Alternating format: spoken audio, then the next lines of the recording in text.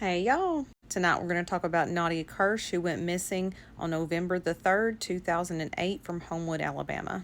So in 2008, Nadia was living with her 1-year-old son, Chris, in Homewood, Alabama. Now, as a Tarrant girl, when I think of Homewood, this is what I'm thinking about. Homewood was for the rich folks. And if you don't know, Homewood is south of Birmingham and it's north of Vestavia. And she was working over at a place called Tria's Market. From what I understand, it was like a grocery store that had a deli that also was turning into like a little restaurant.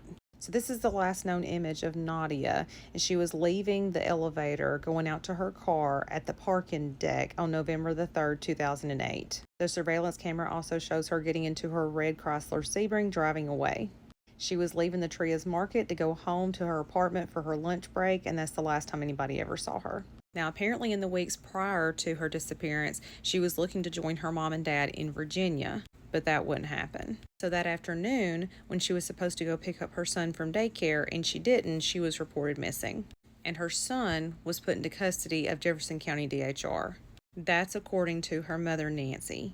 The very next day, they found her car in an alley in West Birmingham, and a couple days later, they found her purse underneath an overpass. But they never found Nadia, and they still haven't to this day. Now, lots of searches have been done. Even the Walker County Search and Rescue Team have jumped in. They've searched along Lakeshore Parkway, they've searched Shannon-Winona Road, but they did have a primary suspect from day one, and it's this man right here. His name is Joquas Haywood.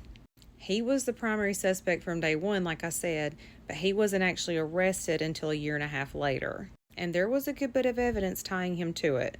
There were witnesses at Nadia's apartment complex that said they saw a black SUV come to her apartment, and a man got out of that black SUV, went into her apartment, and then they heard a crash and a yelp. Mr. Haywood drives a black SUV. They also described that man's clothing. That was the clothing that was found inside that black SUV.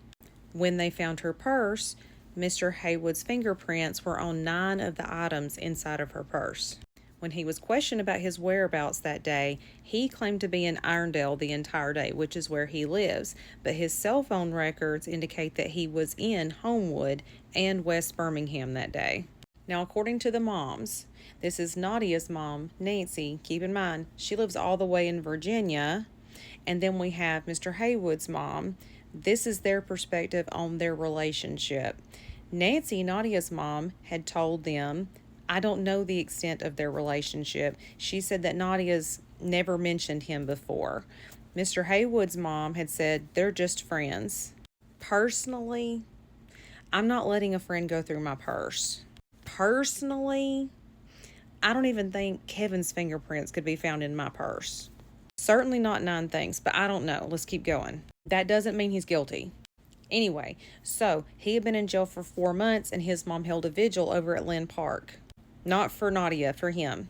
She said because the longer he was sitting in jail, the more stressed out he was becoming, and the vigil was important to let him know that people believed in him. The thing is, he was charged with capital murder charges, even though there was never a body found. And the prosecution made a huge mistake. It doesn't matter how much evidence or how little evidence you find against somebody. They violated his civil rights. You have a right to a speedy trial. He sat in jail for 15 months. And eventually the judge, Judge Jones in Jefferson County, said that's enough. You either have to bring the evidence or don't, and we're done. Get him out.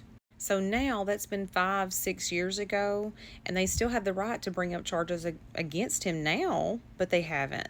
And as far as the items that they had sent off for DNA testing, question mark. Who knows? But in the meantime, of course, her parents still want to know what in God's name happened to their child. And as far as her son is concerned, that is the real... Anybody who's ever dealt with DHR in any county, I just know the hair just stood up on the back of your neck. According to Nadia's mom, Nancy, and you can read all about this on helpfindnadia.com, where her mom has written a blog. And some of it is written directly to Nadia, where she talks directly to her, telling her how much we love you, we miss you, we understand more of the decisions that you made. And she completely fills in some of the holes missing in the story that the news may not tell you, or just a little blurb write up may not tell you, okay?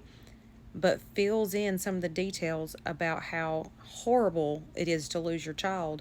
But then, cherry on top, to lose your grandson. What do you mean, Kimmy? You mean the grandson didn't go to the grandparents?